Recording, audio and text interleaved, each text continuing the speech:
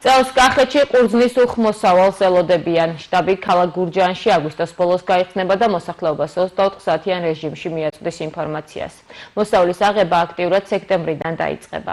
რა იღირება ყურძენი ამ დანიშნულოვან კითხვებზე ღვინის ეროვნული სააგენტოსა და რთველი 2026 შტაბის ხელმძღვანელი ლევან მეხუზლო გვიპასუხებს. ბატონ ლევან, გამარჯობა, დიდი მადლობა, რომ დრო გამონახეთ და მონაწილეობთ ჩვენს გადაცემაში. ბატონ ლევან, რა სიახლეები იქნება რთველი 2026-ის დროს და მე ვენახებს განსაკუთრებით აინტერესებთ წინასწარი პროგნოზით რა ფაში ჩაიბარებს ქარხნები რქაწითელისა და საფერავის ჯიშის ყურძენს. გასაგებია ის ფაქტორიც, რომ ზოგადად ფასს ბაზარი არ რეგულირებს. კი ბატონო, მოგესალმებით და ძალიან მოხარული ვარ, რომ მომეწეს შესაძლებლობა თქვენი ტელევიზიის საშუალებით მიმართო მოსახლეობას. რა თქმა უნდა, ერთ-ერთი უმნიშვნელოვანესი მოვლენა ყოველწლიურად არის რთველი, როგორც ჩვენი სექტორისთვის, ასევე ვფიქრობ მთლიანად კახეთისთვის და მთლიანად საქართველოსთვის. წლევანდელ რთველს რაც შეეხება, მოგეხსენებათ, რომ ჯერ კიდევ წლის დასაწყისში, თებერვალში, მარტში იყო მიღებული შესაბამისი გადაწყვეტილება, რაც აისახა მთავრობის მიერ გამოცემულ განკარგულებაში და ჯერ კიდევ წლის დასაწყისში, ვენახში სამუშაოების დაწყებამდე მოსახლეობამ იცოდა წლევანდელი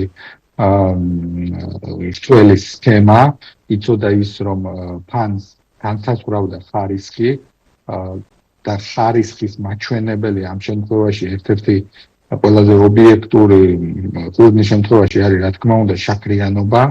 შესაბამისად, მინიმალური შაქრიანობა, რაც საჭიროა იმისთვის, რომ ყურძენი განეხილებოდეს, ვთქვათ, საღვინე მასალად, ეს არის 17.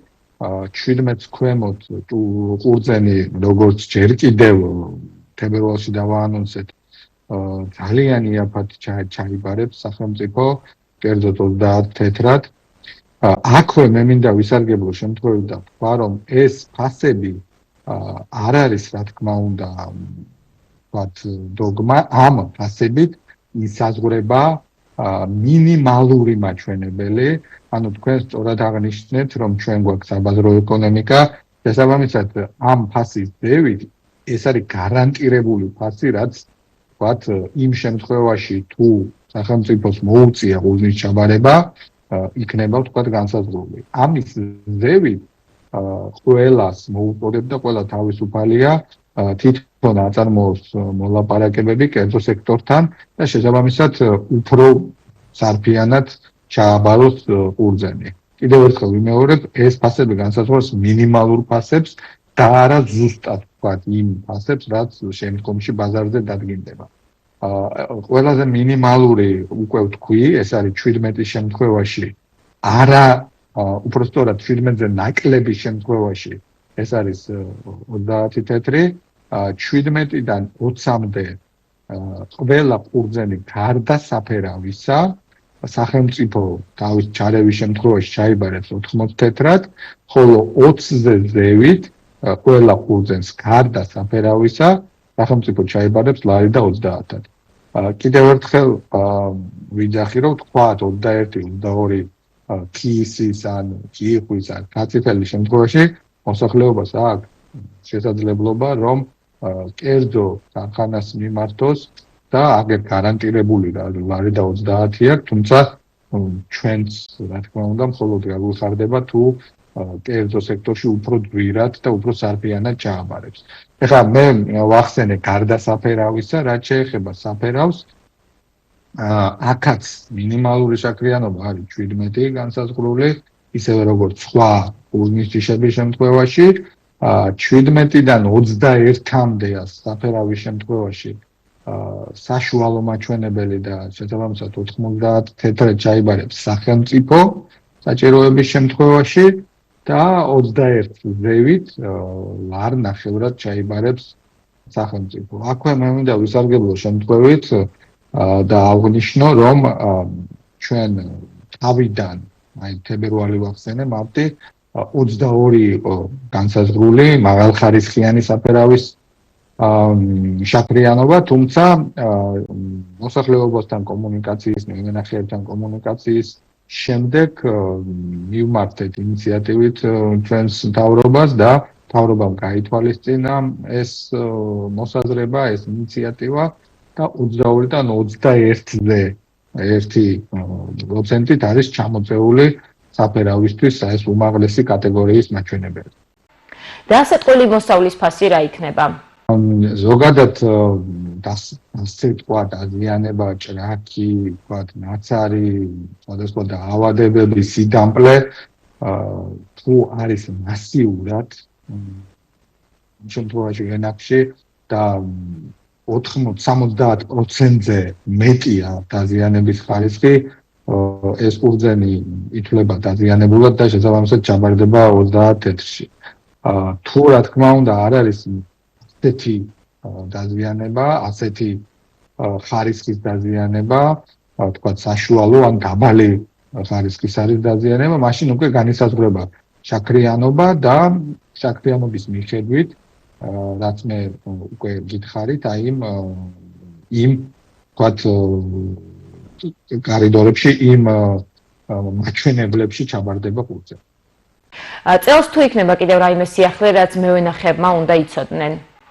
ზოგადად ეს სქემაც პირველად მსგავსი სქემა, ანუ როდესაც შაქარს იყო მიბმული ყურძნის ფასი, შარშან უკვე მოქმედებდა, წელს უფრო გამკაცრებულია ჩვენ შარშამოვით, რომ ჩვენი საქართველოს არ აქვს სხვა ალტერნატივა ხარისხის გარდა, შესაბამისად მოთხოვნა ხარისხისადმი კიდევ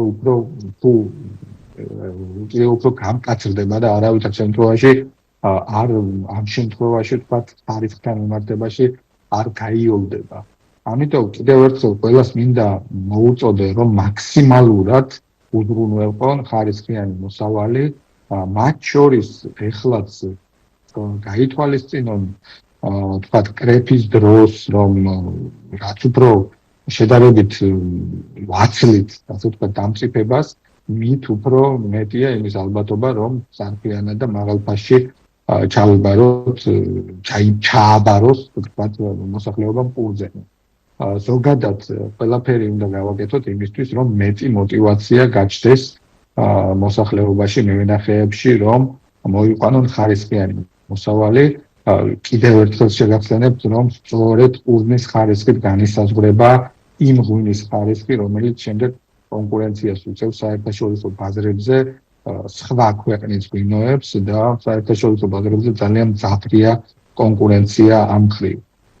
რომ შევაჯამოთ, უბრალოდ ვფიქრობ, რომ ეს სქემა ითვალისწინებს მეტნაკლებად ყველა იმ მდგენელს, ყველა იმ მოცემულობას, რაც არის და არსებობს დღეს საქართველოში. ერთის მხრივ ჩვენ როგორც ყოველთვის ვამბობთ, რომ ყურძენი არ უნდა დარჩეს ჩაუბარებელი და აუცილებლად დაბინავდება, აუცილებლად ჩაბარდება, მაგრამ ეს არ ნიშნავს იმას, რომ ველა ყურძენი ნებისმიერი ხარისხის, ნებისმიერი დაზიანების, ნებისმიერი შაქრიანობის ერთ ფასად ჩაბარდება, უნდა მაქსიმალურად დაფასდეს ხარისხიანი მოსავალი, ის ხალხი, ვინც იზრუნა თავიდანვე სწორედ ხარისხზე და არა რაოდენობაზე და პლუს აი ამ სქემით მესამე რაც მინდა ვთქვა და თქვენ კიდევ ერთხელ მადლობა ამისთვის, აღნიშნეთ თავისუფალი ბაზარი და ეს სქემა ტოვებს იმ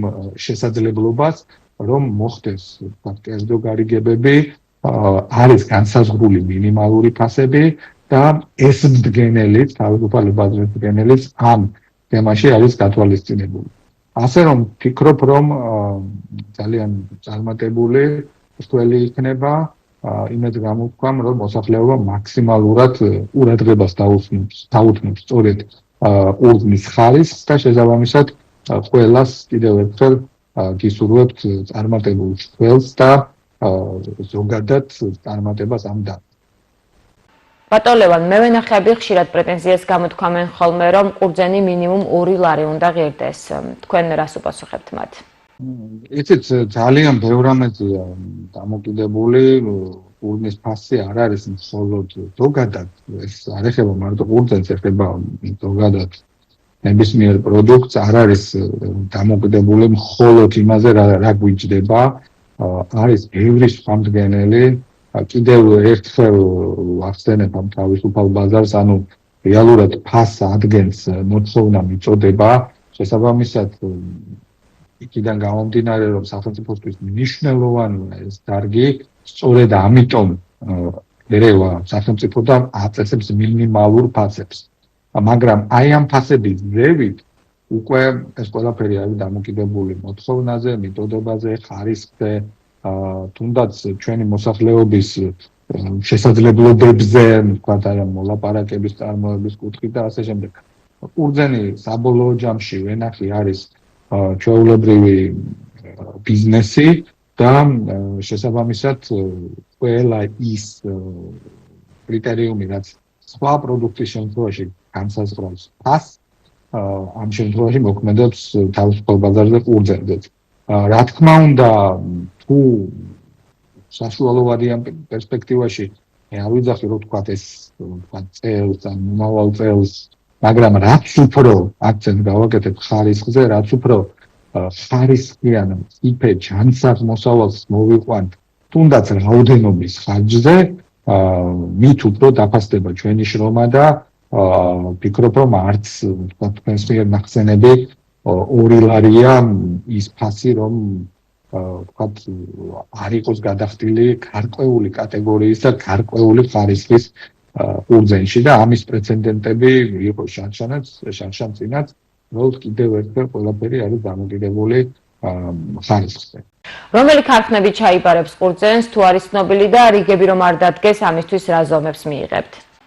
ჩვენ ამ საკითხზე ძალიან ინტენსიურად მუშაობთ ქარხნებთან ერთად, ისევე როგორც თქვათ თებერვალ-იანვარში იყო ცნობილი რა კრიტერიუმებით მოხდებოდა ყურძნის ჩაბარება, ასევე განესაზღვრა ქარხნებს ის მინიმალური თქვათ მოცულობა, სიმძლავრე, დღე-ღამის გადამუშავების უნარი, მათ შორის თქვათ ორს მენად მუშაობის აუცილებლობა და ასე შემდეგ, რომლებიც ქარხნებმა უნდა გაითვალისწინონ იმ ქარხნებმა, ვისაც უნდა ითანამშრომლონ სახელმწიფოსთან და ვისაც აქვთ პრეტენზია იმაზე, რომ ჩაიბარონ სახელმწიფოს ყურძენი. შესაბამისად, ამ მხრივ ბევრად ორგანიზებულები ვართ, ორგანიზებული ვხდებით წლევანდელ რთველს, კონკრეტულ ქარხნებთან ქარხნების დასახელებისგან ამ ეტაპზე თავ შევიკარებ, კიდევ მიმდინარეობს მოლაპარაკებები ამ კუთხით, თუმცა ტრადიციულად თქვათ მეტნაკლებად ის ქარხნები, რომლებიც შარშან-წინ ემსახურებოდნენ სახელმწიფოს, ისევ არიან მზად ამ კუთხით, ასე რომ ამ ხრივაც დიდ სურპრიზებს არ ვიღებთ. ასევე ნახან მახსენეთ რიგები, ძალიან მნიშვნელოვანია, რომ მოსახლეობამ გაითვალისწინოს და კონდეს კომუნიკაცია თავისი სოფლის რწმუნებულებთან, რომლებსაც შტაბიდან ექნებათ ყოველდღიურ რეჟიმში მიწოდებული ეგრეთ წოდებული კვოტები და ის სიმძლავრეები და შესაძლებლობები, რაც მათ იმ კონკრეტულ დღეს ექნება სახელმწიფოს ყურძნის ჩაბარების მიზნით. თუ მაქსიმალურად გავითვალისწინებთ აი ამ ინფორმაციას, მაქსიმალურად ნაკლები რიგებით და მაქსიმალურად კომფორტულად მოვახდენთ ყურძნის ჩაბარებას. დიდი მადლობა, რომ მიიღეთ ჩვენს გადაცემაში მონაწილეობა. გვესაუბრებოდა ღვინის ეროვნული სააგენტოსა და რთველი 2026 შტაბის ხელმძღვანელი ლევან მეხუსლა.